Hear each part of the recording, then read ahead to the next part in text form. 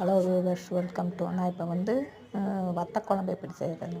வத்த குழம்புக்கு பூண்டு வெங்காயத்தை ஊற்றி வச்சுக்கிறணும். அதுக்கு வந்து வெங்காயம், சின்ன வெங்காயம் கொஞ்சத்தை அரைச்சிக்கிறணும்.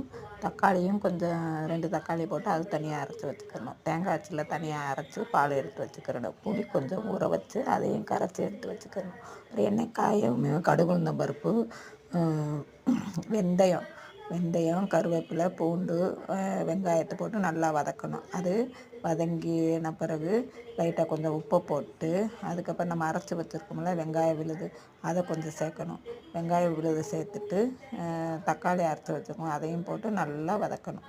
வதக்கி ஒரு லெவலுக்கு வந்த பிறகு நல்லா வதக்கிட்டு, அந்த வதங்கவுமே இந்த வெங்காய தக்காளி வெங்காயம் எல்லாத்தையும் போட்டு வதக்கிட்டு கொஞ்சம் போல்